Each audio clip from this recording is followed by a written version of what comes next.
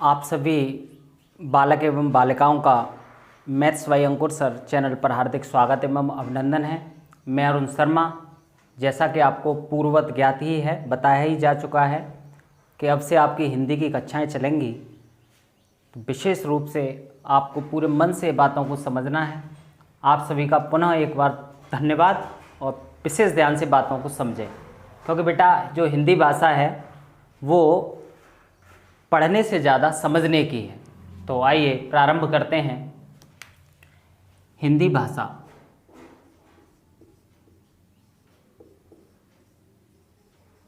तो बेटा हिंदी भाषा जैसे ही हम लिखना प्रारंभ करते हैं वैसे ही हमारी प्रश्नों की श्रृंखला प्रारंभ हो जाती है और आपको विशेष रूप से एक एक शब्द पर ध्यान देना है, तभी आप सफलता प्राप्त कर पाएंगे। तो आइए समझते हैं। तो देखिए बेटा, जैसे ही हम हिंदी भाषा सीखना प्रारंभ करते हैं वैसे ही हमारी प्रश्नों की श्रृंखला प्रारंभ हो जाती है। और देखिए पहला प्रश्न यहाँ से बनता है कि हिंदी भाषा में ये जो हिंदी शब्द आप लोग देख पा रहे हैं वो किस भाषा से लिया गया है। तो आपको विशेष रूप से ध्यान रखना है कि हिंदी भाषा में ये जो हिंदी शब्द आप लोग देख रहे हैं ये फारसी भाषा का है। किस भाषा का है? फारसी भाषा का है। जो हिंदी का शब्द है वो हिंदी भाषा का नहीं है, वो फारसी भाषा से लिया गया है। परीक्षा में प्रश्न किस प्रकार बनेगा और आपको आंसर कैसे देना है वो भी समझ लें। परीक्षा में प्रश्न पूछा जाएगा कि ये जो हिंदी शब्द है वो किस भाषा से लिया गया है। आपके विकल्प जो है वो अलग अलग होंगे और आपको जो सही विकल्प है फारसी, यहाँ तक आपको पहुँचना है। और एक और बात मैं आपको बताना चाहूँगा कि न केवल हिंदी बल्कि हिंदी, हिंदू, हिंदुस्तान शब्द भी फारसी भाषा के ही हैं।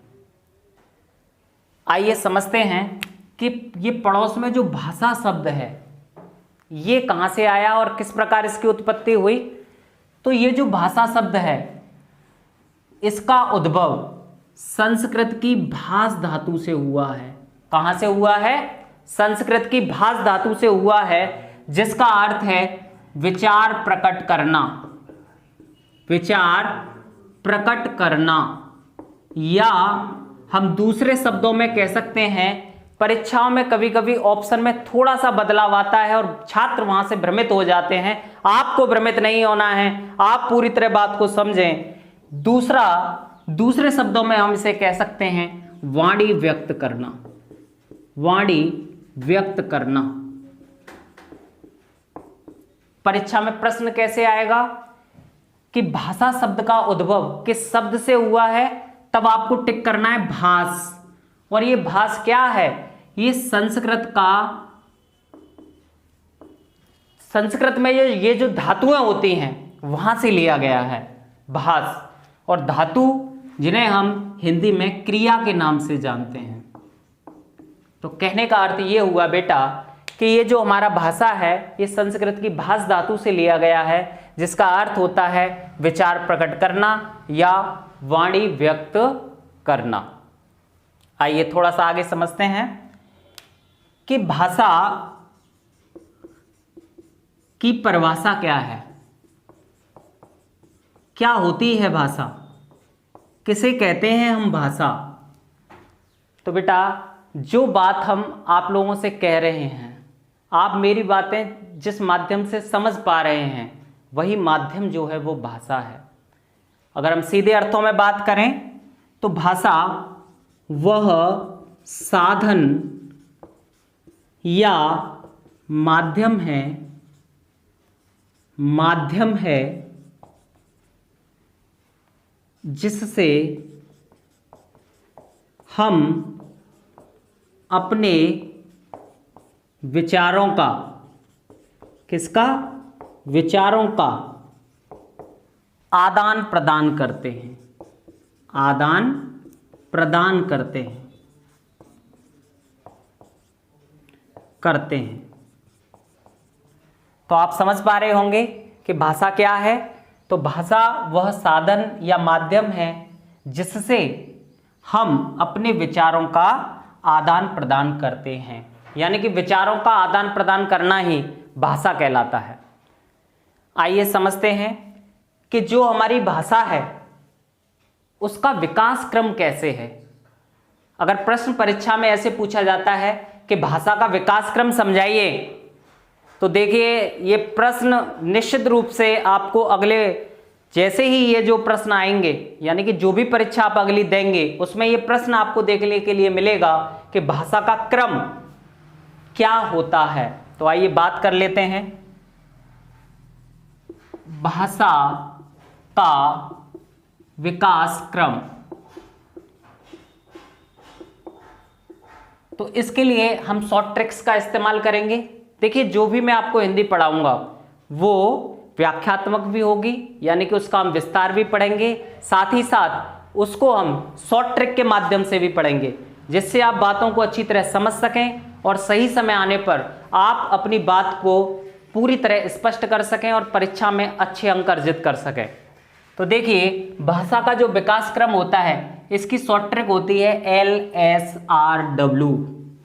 बिल्कुल सही सुन रहे हैं आप, जो भाषा का विकास क्रम है उसकी जो शॉर्ट ट्रिक है वो है LSRW। अब LSRW की फुल फॉर्म क्या है वो आपको थोड़ा सा समझना है, पूरा ध्यान देंगे यहां से कि जो L है इसका मतलब होता है लिसनिंग, और लिसनिंग जो हमारा अंग्रेजी शब्द है इसका हिंदी रूपांतरण है सुनना। स्पीकिंग का अर्थ होता है बोलना। इसके बाद आता है आपका आर यानी कि रीडिंग, और रीडिंग बिल्कुल सही समझ रहे हैं आप, पढ़ना। और अंत में हम पहुंचते हैं राइटिंग यानी कि लिखना। यह है आपका भाषा का विकास क्रम।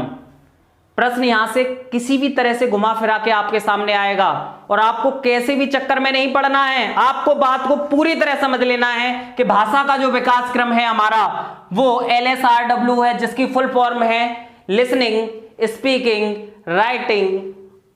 रीडिंग और राइटिंग। तो बहुत ध्यान से समझें, प्रश्न ऐसे पूछा जाएगा भाषा का पहला विकास क्रम कौन सा है, तो आपको बताना है सुनना। भाषा का अंतिम विकास क्रम कौन सा है, आप बताएंगे लिखना।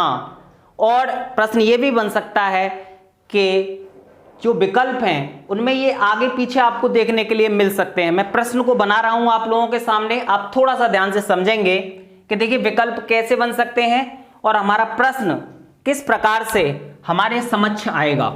थोड़ा सा आप लोग ध्यान देंगे क्योंकि परीक्षा के दृष्टिकोण से वाकई ये बहुत इंपॉर्टेंट प्रश्न है बेटा। पूरे मनोयोग से आपको एक एक बात को समझना है। जो हिंदी है वो पढ़ने से ज्यादा समझने की है। तो देखिए प्रश्न कैसे आएगा कि भाषा के विकल्पों को विकास क्रम में लगाइए। तो देखिए ये आगे पीछे हो सकते हैं आपके। पहला विकल्प आपका हो सकता है पढ़ना, दूसरा हो सकता है आपका लिखना, तीसरे नंबर पर परीक्षा में आपको विकल्प के रूप में मिल सकता है बोलना, और अंतिम आपको सुनना। तो जो विद्यार्थी हमारे चैनल के साथ जुड़े हुए हैं उनसे मेरा विशेष अनुरोध रहेगा, विशेष निवेदन रहेगा कि इस प्रकार की छोटी गलती बिल्कुल भी न करें। जो भाषा का विकास क्रम है वो आपको इसी ट्रिक से समझ लेना है LSRW, यानी कि सुनना आपका पहले नंबर पर होना चाहिए, बोलना आपका दूसरे स्थान पर होना चाहिए, तीसरे स्थान पर आपको पढ़ना, अंतिम रूप में आपको लिखने पर ध्यान देना है। और मित्रों यदि मैं इसे आपको समझाने की बात कहूँ तो आप लोगों के प्रत्येक के घर में छोटे छोटे बच्चे होते हैं, और छोटा जो बच्चा होता है यदि आपने उस पर कभी ध्यान दिया हो, वो बच्चा सबसे पहले सुनना प्रारंभ करता है। वो आपकी बात को सुनेगा, बहुत ध्यान से सुनेगा, सबको सुनेगा। सुनने के बाद वो फिर कुछ महीनों के बाद बोलना प्रारंभ करता है, और फिर इसके बाद धीरे धीरे धीरे धीरे वो पढ़ना प्रारंभ करेगा, और अंत में वो चीज़ों को लिखना शुरू करेगा। तो यही है हमारे भाषा का विकास क्रम। आइए समझते हैं कि भाषा के प्रकार क्या क्या होते हैं। पूरी बातों को आप लोग अच्छी तरह से समझेंगे और सही समय आने पर आपको इनसे अंक अर्जित करने हैं। जैसा कि आपको पता है कि UPSI का नोटिफिकेशन आने वाला है, तो आप लोग चैनल के साथ जुड़े रहें। मैं आपको पूरा विश्वास दिलाना चाहता हूं कि हिंदी से संबंधित जितने भी प्रश्न आएंगे वो सब आपको हमारे चैनल या मेरे द्वारा पढ़ाई गई चीज़ों से ही देखने के लिए मिलेंगे। ये बात आप लोग जब परीक्षा देंगे उसके बाद आपको दिखाई दे रही होगी। एक बार पुनः बिंदु पर आते हैं, बात करते हैं कि जो हमारे भाषा के प्रकार हैं, भाषा के प्रकार कौन कौन से होते हैं। तो देखिए, साधारणतया पुस्तकों में ये आपको 2 प्रकार देखने के लिए मिलते हैं, लेकिन हमें 3 प्रकारों का अध्ययन करना है। कितने प्रकारों का अध्ययन करना है? 3 प्रकारों का, जिसमें से सबसे जो पहला प्रकार होता है वो है आपका मौखिक, दूसरा है हमारा लिखित, तीसरा है सांकेतिक।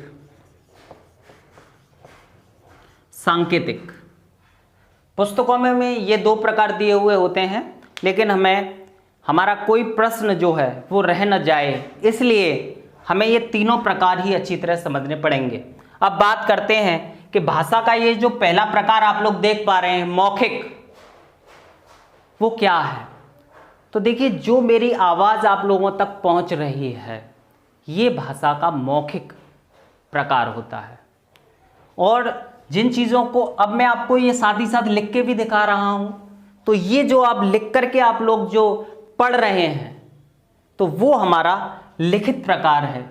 और सांकेतिक, जो संकेतों के माध्यम से जब आप भाषा को समझते हैं तो हमारा सांकेतिक प्रकार होता है। आइए इन पर और प्रकाश डालते हैं कि जो मौखिक है तो इसको हम कह सकते हैं कि बोलकर, जो आप बोल करके ध्वनि के माध्यम से जो आप सुन रहे हैं, रेडियो से आप जो भी आवाज़ सुनते हैं, टीवी ट्रांजिस्टर से आप जो भी आवाज़ सुनते हैं, और लिखित जो है जो आप पढ़ करके समझते हैं, लिखा हुआ जब आप पढ़ लेते हैं तो वो हमारा लिखित प्रकार है।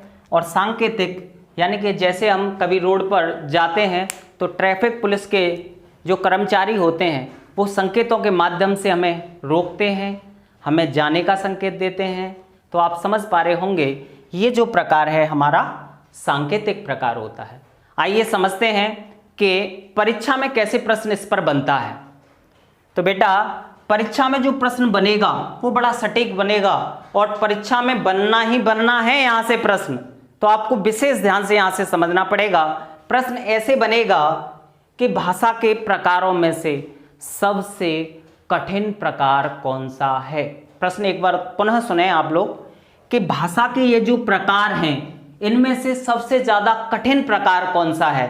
तो आप लोग गलती बिल्कुल भी ना करें, भाषा के जो प्रकार हैं इनमें जो सबसे कठिन प्रकार है वो है सांकेतिक। ये भाषा का सबसे कठिन प्रकार है। अब प्रश्न ये उठता है कि ये कठिन क्यों है, तो ध्यान से समझेंगे। देखिए, मैं आप लोगों के समक्ष एक संकेत कर रहा हूं और आप लोग बताइए, हम बताने का प्रयास कीजिए थोड़ा सा कि मैं आपको क्या संकेत करना चाहता हूं। बताइए, ये मैं एक संकेत दे रहा हूं आपको, बताइए क्या संकेत है ये। नहीं, इसका मतलब ये नहीं है कि मैं आपसे मना कर रहा हूं, मैं आपसे ये कह रहा हूं कि बेटा डमरू की आवाज़ सुनो तो माइंड का विस्तार हो जाता है। हाँ, डमरू की आवाज़ से बुद्धि का विस्तार होता है। क्यों होता है? क्योंकि यदि आपने कभी सुना हो, एक पुस्तक का नाम है अष्टाध्यायी। हाँ जी, अष्टाध्यायी, जो कि संस्कृत की व्याकरण है जिसके अंदर, और उसके रचयिता हैं पाणिनि जी। पुस्तक का नाम है अष्टाध्यायी और जो उसके रचयिता हैं वो हैं पाणिनि। पाणिनि, मैं आपको उनके बारे में थोड़ी सी जानकारी दूं। वे बचपन से हम कह सकते हैं अल्पज्ञानी थे या मूर्ख भी कह सकते हैं, लेकिन गुरु के आदेश से उन्होंने जब जंगल में जाके प्रार्थना की तो उनकी प्रार्थना से भोलेनाथ खुश हो गए, लेकिन भोलेनाथ उनके सामने समक्ष रूप में नहीं आए, यानी कि जो उनका वास्तविक रूप है उसमें उन्होंने पाणिनि जी को दर्शन नहीं दिए। केवल उन्होंने 14 बार उनके कान पर डमरू बजाया जिसमें से 14 सूत्र निकले और 14 सूत्रों के आधार पर ही अष्टाध्यायिक की रचना हुई। तो आप सुन सकते हैं डमरू का कितना प्रभाव है। आइए बिंदु पर आते हैं दोबारा से कि जो सबसे कठिन प्रकार है वो कौन सा है? सांकेतिक। तो मैंने आपको, अच्छा चलिए दोबारा बताइए, मैंने आपको पुनः एक संकेत दिया, बताइए मैं आपसे क्या कहना चाहता हूं? नहीं, अब इसका मतलब डमरू नहीं है। मैं आपसे कह रहा हूं कि जब पंखा नहीं चल रहा हो तो इस प्रकार भी आप लोग हवा कर सकते हैं। तो इसका मतलब ये है मित्रों कि संकेत को हम अपने अनुसार बदल सकते हैं। आइए अन्य उदाहरण से भी समझ लेते हैं कि देखिए, यदि कोई आपका एक मित्र है और मित्र ने आपको पहले से बता रखा है कि मैं आपके घर के सामने 3 बार हॉर्न की आवाज़ करूंगा, आपको समझ जाना है कि मैं आ गया हूं। तो मित्र से आपकी पहले ही इस संकेत से संबंधित वार्ता हो गई है। तो जैसे ही आपका मित्र आपके घर के सामने 3 बार हॉर्न को बजाएगा तो तुरंत आप समझ जाएंगे कि आपका मित्र आ गया है। लेकिन यदि आपका मित्र आपको नहीं बताएगा तो आप कैसे भी घर से बाहर नहीं आएंगे। तो यही होता है बेटा संकेत। समझ रहे हैं आप? परीक्षा में कभी कभी ऐसे भी आ सकता है कि गाड़ी के हॉर्न का बजना किस प्रकार की भाषा का उदाहरण है, तो आप समझ जाएं कि वो सांकेतिक भाषा का उदाहरण है। आइए अगले प्रश्न को देखते हैं, परीक्षा में कैसे पूछा जाएगा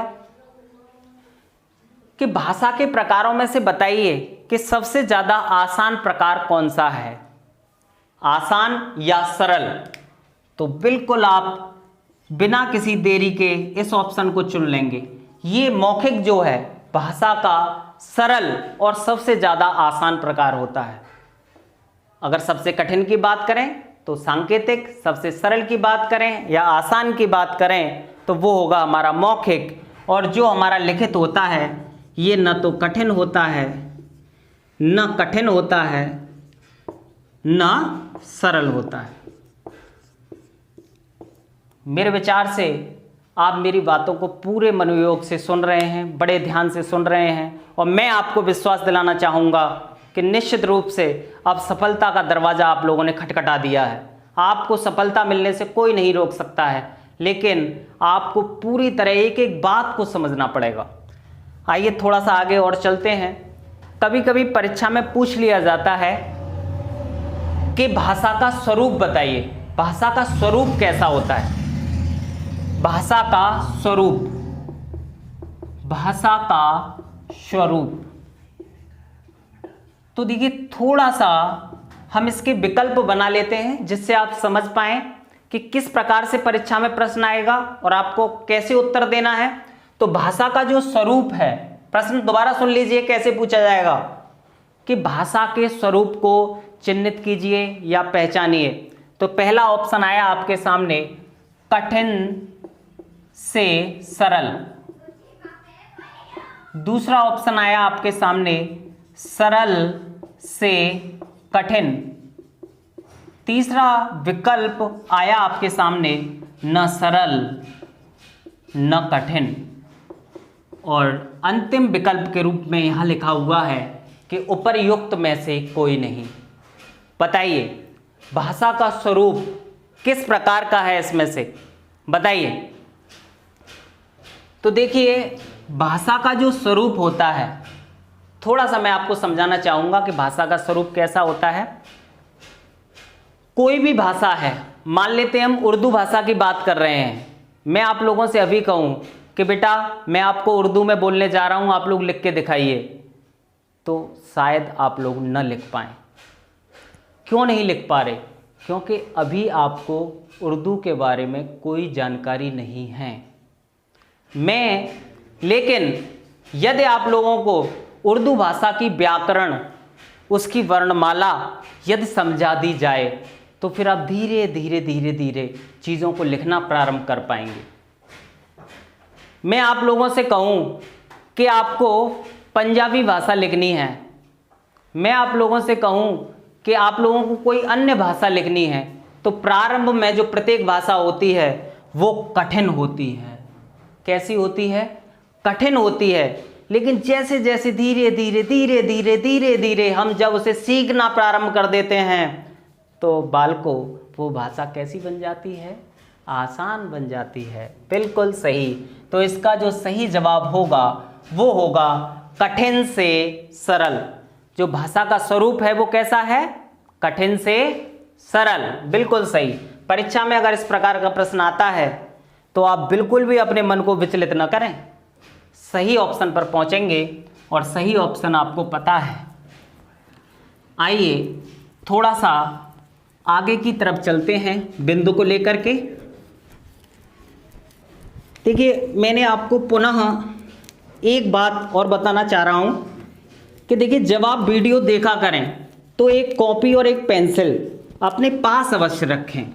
उससे आपको क्या फ़ायदा होगा कि जैसे ही जो पॉइंट की बातें यहाँ से निकलेंगी तो आप लोगों के पास वो सभी चीज़ें सुरक्षित रहेंगी और जब आप लोग रिवीजन करेंगे तो सारी चीज़ें आपके सामने आ जाएंगी।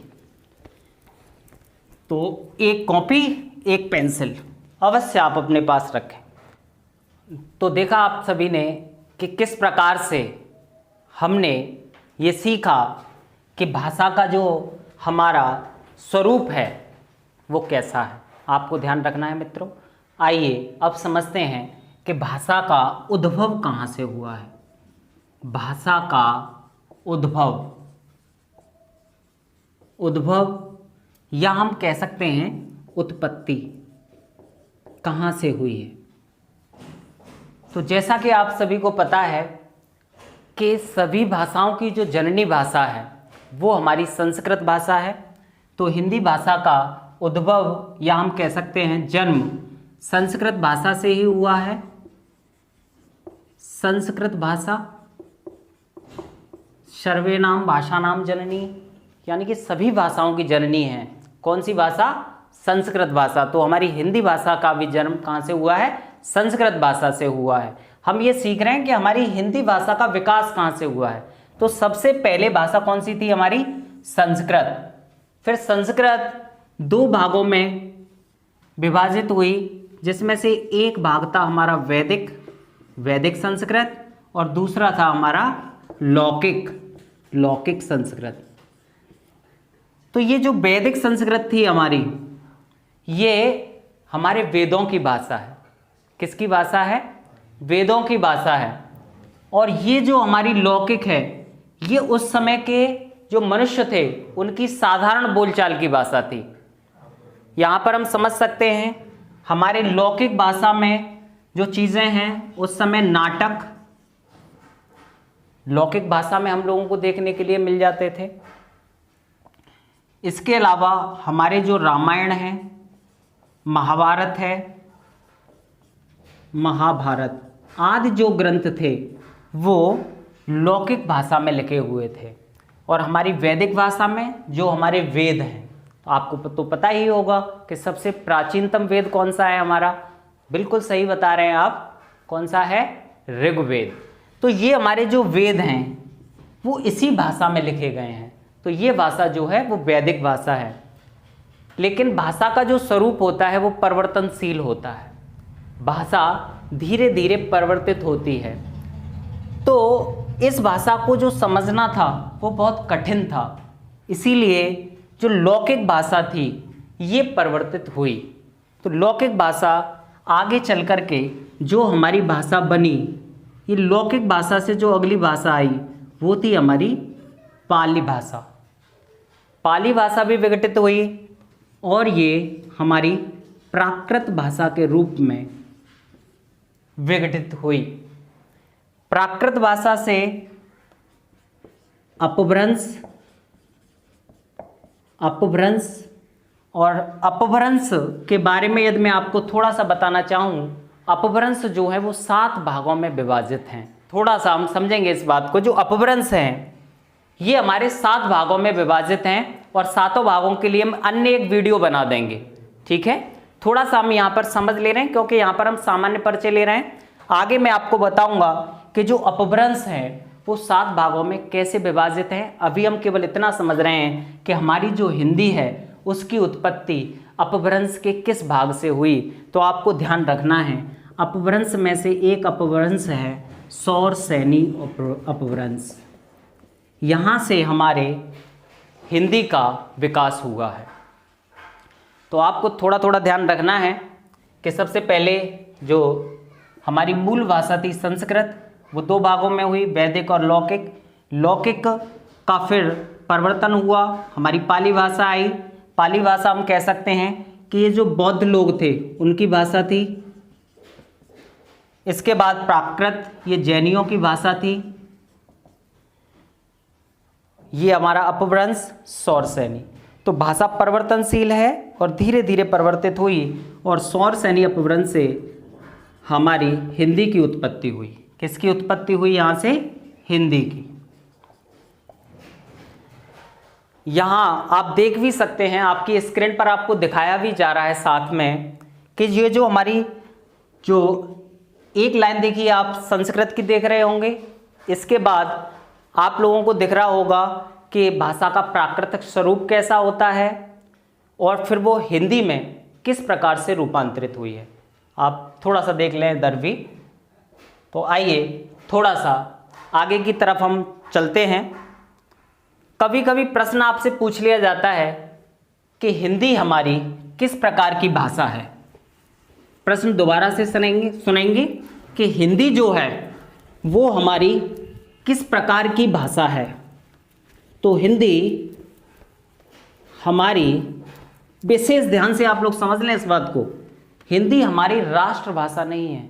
हिंदी को हम राजभाषा कहते हैं। हिंदी कौन सी भाषा है? राजभाषा है। ये बात आपको बहुत ध्यान से समझ लेनी है कि हिंदी किस प्रकार की भाषा है? हमारी राजभाषा। और इस राजभाषा का मतलब क्या होता है? अच्छा चलिए मैं आपसे एक प्रश्न यहीं से पूछता हूं कि राजभाषा में कौन सा समास होगा? बताइए, राजभाषा में कौन सा समास है? राजभाषा में कौन सा समास है? बताइए। तो देखिए, अगर इसका हम विग्रह करते हैं, इंपॉर्टेंट है, महत्वपूर्ण है, इसीलिए मैं आपको बताना चाहूंगा कि राजभाषा का जब हम विग्रह करते हैं तो विग्रह बनता है मित्रों सरकारी कामकाज की भाषा। सरकारी कामकाज की भाषा, ये हुआ इसका क्या? विग्रह। और यहां पर यदि आप ध्यान देंगे, ये की, का, के, की तत्पुरुष समास में 6 विभक्तियों का प्रयोग किया जाता है, जिसमें से एक विभक्ति का नाम होता है संबंध विभक्ति। है कि नहीं है? आपने पढ़ा होगा, कर्ता ने कर्म को कर्ण से संप्रदान के लिए अपादान से अलग होना, संबंध का, की, के, रारी, रे, अधिकरण में पेपर। तो ये संबंध तत्पुरुष समास होगा। राजभाषा में कौन सा समास होगा? संबंध तत्पुरुष। और कारण क्या है उसका? ये की। तो बहुत इंपॉर्टेंट है, महत्वपूर्ण है। यदि आपसे पूछा जाए तो आपको बता देना है कि राजभाषा का विग्रह क्या होता है? सरकारी कामकाज की भाषा, यानी कि वह भाषा जिसे हम सरकारी कामकाज में प्रयोग करते हैं। और इसमें जो समास होगा वो होगा आपका कौन सा? तत्पुरुष समास। चलिए, और जैसे ही हमारे समास आएंगे इस पर हम और विस्तार से वार्ता करेंगे। अभी के लिए केवल इतना आप समझ लें कि जो हमारी हिंदी है वो हमारी राजभाषा है। क्लियर? ठीक है।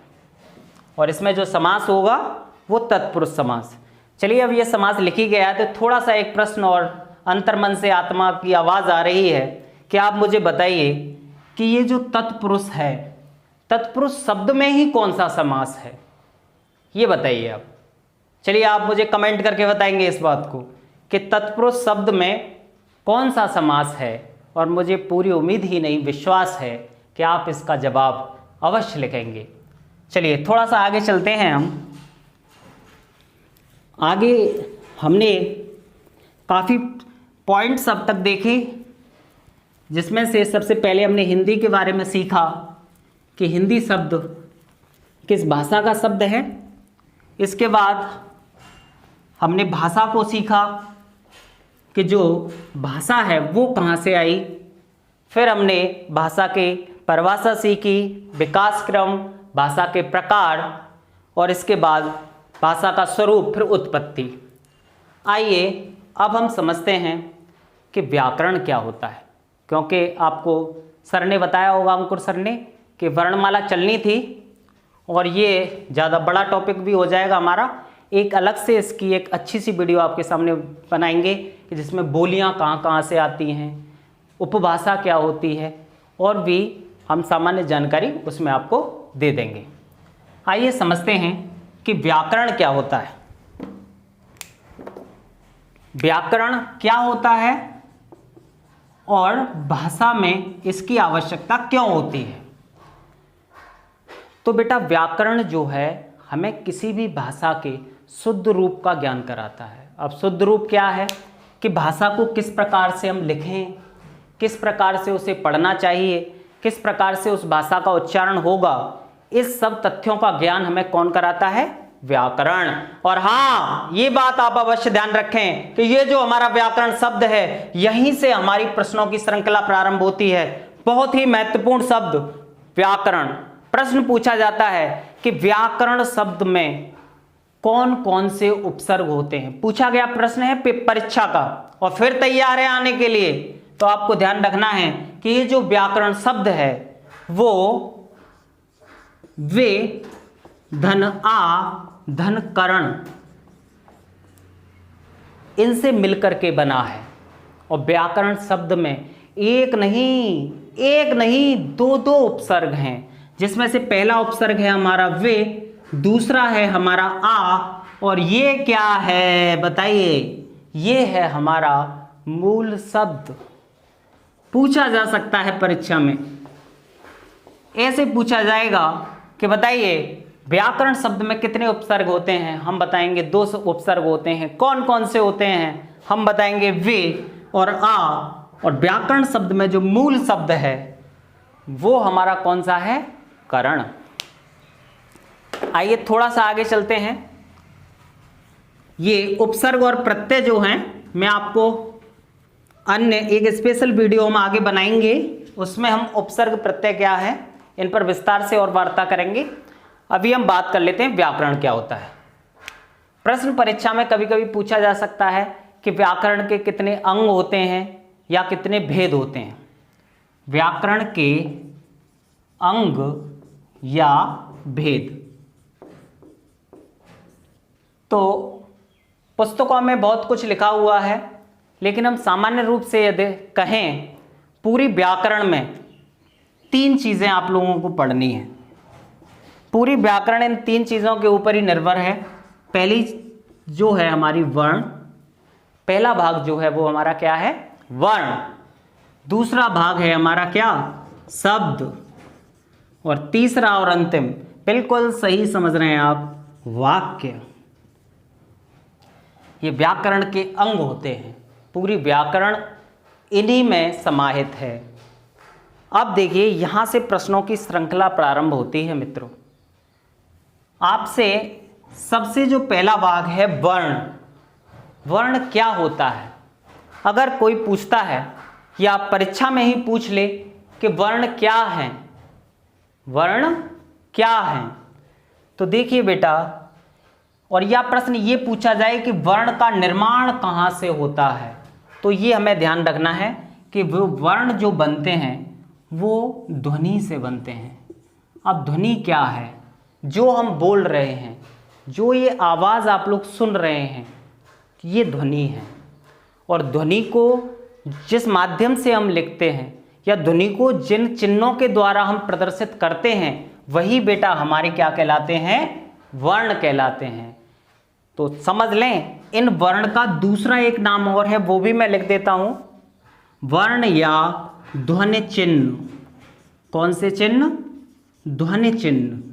परीक्षा में पूछा जा सकता है कि वर्ण का निम्न में से अन्य नाम पहचानिए।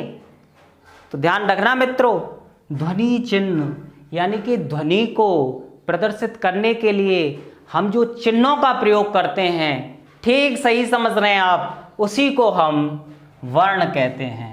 बिल्कुल सही। अब वर्ण क्या होता है? तो मित्रों, वर्ण भाषा की वह छोटी इकाई है जिसको हम अन्य खंडों में विभाजित नहीं कर सकते हैं। वही हमारा क्या कहलाता है? वर्ण। आइए और ध्यान से समझ लेते हैं थोड़ा सा। मैंने एक शब्द लिया पानी। कौन सा शब्द लिया? पानी।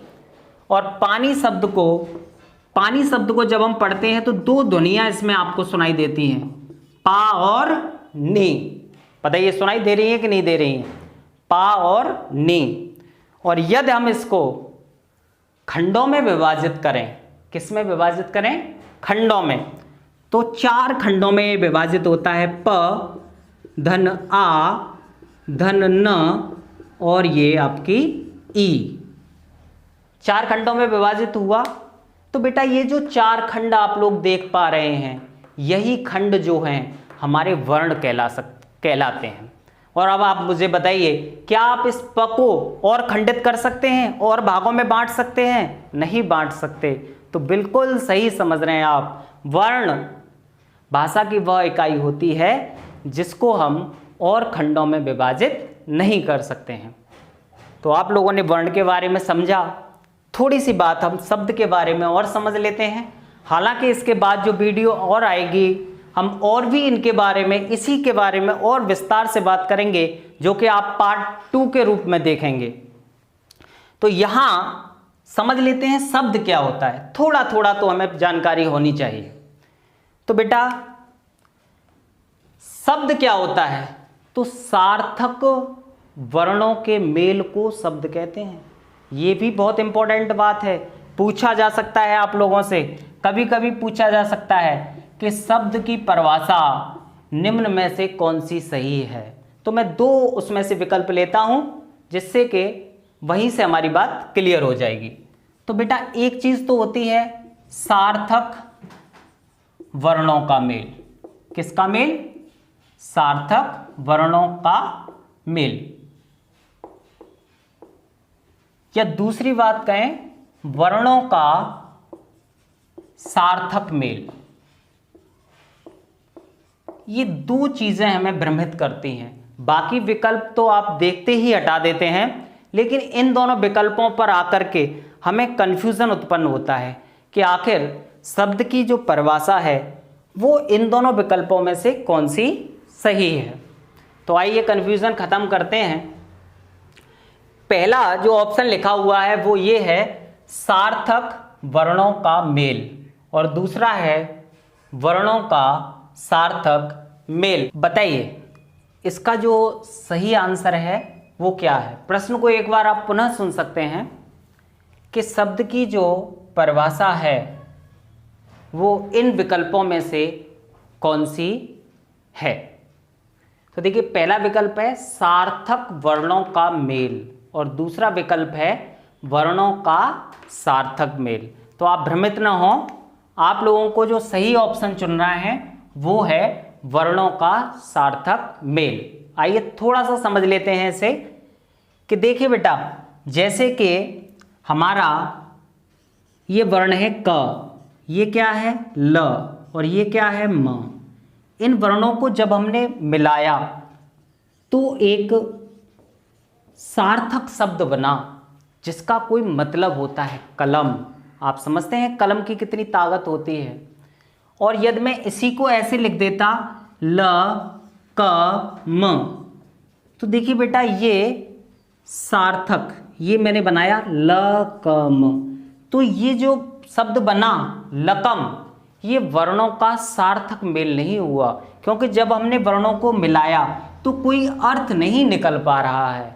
तो इसी को बेटा थोड़ा सा हमें ध्यान रखना है कि जो शब्द की परिभाषा है वो वर्णों का सार्थक मेल होता है। और ये वाक्य जो है आप लोग समझते ही हैं कि वाक्य क्या होते हैं। तो शब्दों के सार्थक मेल को वाक्य कहते हैं। समझ में आ गई बात? शब्दों के सार्थक मेल को वाक्य कहते हैं। वैसे हम अन्य एक वीडियो स्पेशल इसके लिए और हम बनाएंगे, पार्ट 2 में भी थोड़ी बहुत चर्चा इसके बारे में हम करेंगे। आइए थोड़ा सा हम आगे चलते हैं कि यहाँ से परीक्षा में और कौन कौन से प्रश्न पूछे जा सकते हैं।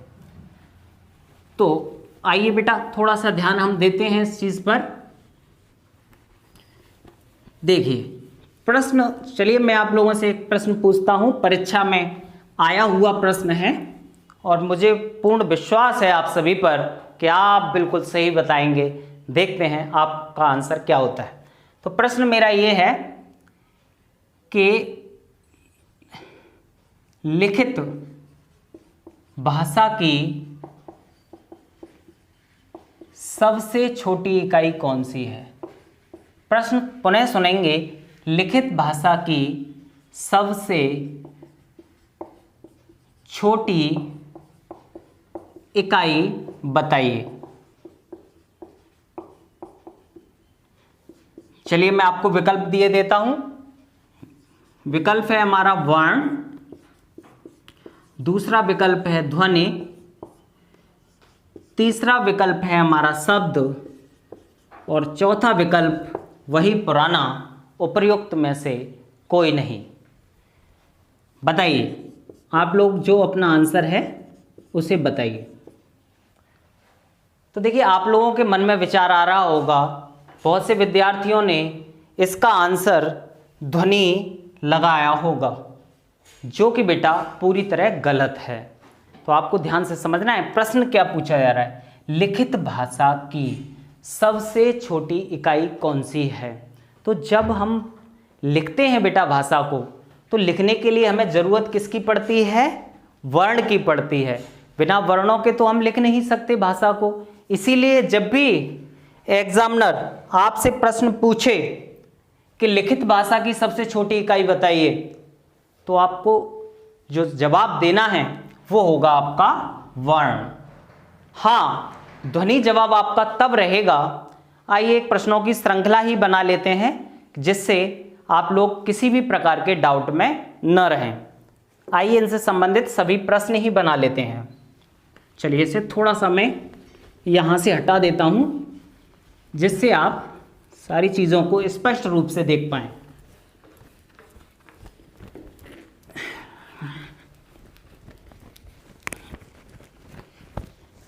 बेटा ये सारी चीज़ें आप लिखते हुए चलें तो ज़्यादा अच्छा है,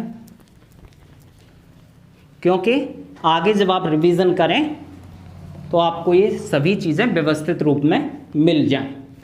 ऐसा नहीं हो कि एक कान से आ और दूसरे से जा, ऐसा नहीं होना चाहिए। आइए तो हम बात करते हैं प्रश्नों की। तो देखिए ध्वनि जवाब आपको कब देना है? जब आपसे प्रश्न पूछा जाए कि मौखिक भाषा की सबसे छोटी इकाई बताइए। सबसे छोटी इकाई बताइए, तब आपका जवाब क्या होगा? ध्वनि। क्योंकि मौखिक भाषा जो होती है इसे हम बोल करके प्रदर्शित करते हैं और बोलने में तो ध्वनि ही हमारी जाती है, तो इसका जवाब तब हो जाएगा हमारा ध्वनि। और ध्वनि को हम किन चिन्हों के द्वारा प्रदर्शित करते हैं? अभी बताया था मैंने, बताइए कि ध्वनि को हम किन चिन्हों के माध्यम से प्रदर्शित करते हैं? बिल्कुल सही बता रहे हैं आप, वर्ण। तो देखिए प्रश्न कैसे बन सकता है। लिखित भाषा की सबसे छोटी इकाई, तो ये हो जाएगा हमारा जवाब वर्ण। चलिए आगे लेते हैं हम। तो अगला प्रश्न है लिखित भाषा की सबसे बड़ी इकाई बताइए। जवाब क्या होगा आपका कि लिखित भाषा की सबसे बड़ी इकाई। तो ये आप लोग थोड़ा सा समझ लें, जवाब आपको देना है क्या? वाक्य। लिखित भाषा की जो सबसे बड़ी इकाई होती है वो हमारी होती है वाक्य। आइए अगला प्रश्न लेते हैं। अर्थ के आधार पर, अर्थ के आधार पर भाषा की सबसे छोटी इकाई बताइए क्या होगी। अर्थ के आधार पर भाषा की सबसे छोटी इकाई। अब ये ध्यान रखें, मैं प्रश्न क्या पूछ रहा हूं आपसे कि अर्थ के आधार पर भाषा की सबसे छोटी इकाई, बताइए क्या होगी। चलिए विकल्प दिए देते हैं आपको। विकल्प है आपके वर्ण, शब्द, वाक्य और उपरोक्त में से कोई नहीं। बताइए। तो देखिए अर्थ के आधार पर, तो देखिए अगर मैं कोई एक वर्ण लिखता हूं, मान के चलो मैंने क लिख दिया, तो क्या बताइए आप, क का कोई अर्थ होता है? नहीं होता है। क से कबूतर कोई अर्थ नहीं है बेटा, वर्ण का कोई अर्थ नहीं है। अर्थ होने के लिए हमारे पास कम से कम किसका होना आवश्यक है? एक शब्द का होना आवश्यक है। आइए थोड़ा सा और समझते हैं। जैसे मैंने कुछ वर्णों को मिलाया, पंक धन क धन ज, और शब्द बना हमारा पंकज। तो बताइए पंकज शब्द का अर्थ होता है कि नहीं होता है? बिल्कुल सही। पंकज शब्द का अर्थ क्या होता है बताइए। तो देखिए बेटा पंकज जो होता है, इसे भी थोड़ा विभाजित कर लेते हैं। पंक धन ज, इस पंक का मतलब होता है कीचड़ और ज का मतलब होता है जन्मा। क्या मतलब होता है? जन्मा। यानी कि कीचड़ में है जो जन्मा, वो क्या होता है? हमारा कमल। तो पंकज शब्द का अर्थ है, इसका मतलब ये है कि अर्थ निकालने के लिए हमारे पास कम से कम किसका होना आवश्यक है? शब्द का। तो अर्थ के आधार पर भाषा की जो सबसे छोटी इकाई होगी, बिल्कुल ध्यान रखें आप इस बात का, कि वो होगी हमारी शब्द। आइए इससे आगे चलते हैं। अच्छा, कुछ विद्यार्थी बताएंगे ज़रा कि ये जो चिन्ह मैं लगाता हूँ, जैसे ये मैंने एक प्रश्न लिखा और इसके नीचे मैंने एक चिन्ह लगाया, इस चिन्ह का हिंदी में क्या नाम होता है? जैसे मुझे ये लिखना है अर्थ के आधार पर भाषा की सबसे छोटी इकाई। अब मैं लिख रहा हूँ अर्थ के आधार पर भाषा की सबसे बड़ी इकाई। सबसे बड़ी इकाई क्या होती है बताइए। पहले इस चिन्ह का नाम बताइए, क्या होता है? तो बेटा इस चिन्ह का नाम होता है पुनरोक्ति चिन्ह। पुनरोक्ति का मतलब होता है कि जो ऊपर वाली चीज़ें लिख रही हैं उनको हमें पुनः न लिखना पड़े, ऐसे के ऐसे। आपने देखा होगा कि कहीं कहीं लिस्ट बनाते हैं कि श्री मलखान सिंह, फिर श्री के नीचे ऐसे ऐसे ऐसे चिन्ह लगा देते हैं, तो ये वही चिन्ह हैं। ठीक है, यानी कि ऊपर जैसी चीज़ें लिख रही हैं वैसा ही नीचे है। तो अर्थ के आधार पर भाषा की सबसे बड़ी इकाई कौन सी होगी? हमारी वाक्य। ठीक, तो आप लोगों ने देखा कि किस तरीके से हम धीरे धीरे धीरे धीरे अपने टॉपिक की तरफ आगे बढ़ रहे हैं। मैं आप लोगों से एक बात पुनः कहना चाहूँगा कि यदि ये वीडियो आपको पसंद आया हो तो बेटा इसे लाइक करें और इसे सभी छात्रों तक पहुँचाएं, जिससे उन्हें पता चल सके कि अंकुर सर मैथ्स क्लासेस पर ये अब हिंदी की क्लासें विधिवत रूप से प्रारंभ हो गई हैं। और बेटा जो भी आपको चीज़ें समझ नहीं आई हों ये आप कमेंट अवश्य करें। मैं कोशिश करूँगा कि अगली वीडियो में उससे भी अच्छा आपके सामने प्रदर्शन कर सकूं। तो मिलते हैं इससे अगली वीडियो में, तब तक के लिए धन्यवाद।